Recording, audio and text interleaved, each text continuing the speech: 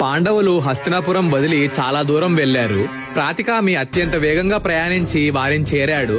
ఆ తర్వాత యుధిష్ఠిరుడితో ఇలా అన్నాడు: యుధిష్ఠిరా, సభలో రాజులందరినీ సమావేశపరుస్తున్నారు. నువ్వు వెనక్కి వచ్చి నిండు సభలో మరోసారి నా కుమారులతో జూదమాడాలి అని ధృతరాష్ట్రరాజు చెప్పాడు అని అన్నాడు. ఆ సందేశం విన యుధిష్ఠిరుణ్ణి విషాదం కమ్మేసింది. ఆ తర్వాత ఇలా అన్నాడు: జూదం ఆడడానికి ధృతరాష్ట్రుడు పంపినది ఆహ్వానమే అయినా ఆదేశమే అయినా ఇది తప్పక వంశనాశనానికి దారితీస్తుంది. అయినా నేను ఆయన ఆజ్ఞ పాటిస్తాను అని అన్నాడు. పాండవులు వెనక్కి మళ్లీ హస్తినాపురానికి వెళ్లారు. జూదం జరిగే సభలోకి ప్రవేశించారు. అప్పుడు శకుని యుధిష్ఠిరుడితో ఇలా అన్నాడు: రాజా, ఈసారి జూదంలో పందెం వినండి. మేము ఓడిపోయి మీరు గెలిస్తే మేమందరం కృష్ణజీనాలు ధరించి అరణ్యానికి వెళ్లిపోతాము. 12 ఏళ్లు వనవాసం చేస్తాము. 13వ సంవత్సరం ప్రజల మధ్యలోకి వచ్చి అక్కడ మమ్మల్ని ఎవరూ గుర్తుపట్టకుండా 1 సంవత్సరం అజ్ఞాతవాసం చేస్తాము.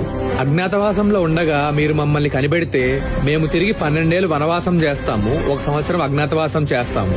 అలా కాక మీరు ఓడిపోయి మేము గెలిస్తే ఆ పని మీరు చెయ్యాలి.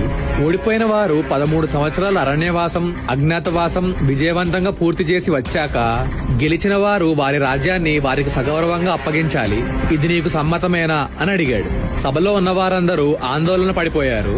అక్కడున్న రాజులందరూ యుధిష్ఠిరుణ్ణి జూదానికి కూర్చోవద్దన్నారు. కృపాచార్యుడు, భీష్ముడు, ద్రోణుడు, వికర్ణుడు కూడా ఆ జూదం ఆడవద్దన్నారు.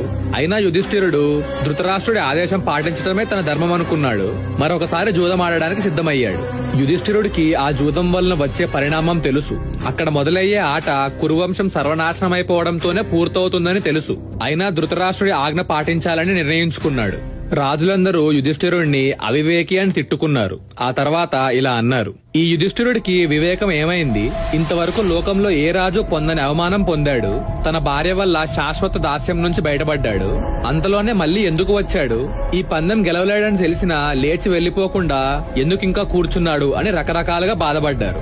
ఆ తర్వాత యుధిష్ఠిరుడు స్థిరంగా ఇలా అన్నాడు: శకుని, నువ్వు పిలిస్తే నేను ఇక్కడికి రాలేదు. నువ్వు జూదమాడమంటే నేను కూర్చోలేదు. తండ్రి గారు ధృతరాష్ట్ర మహారాజు రమ్మన్నారు, వచ్చాను.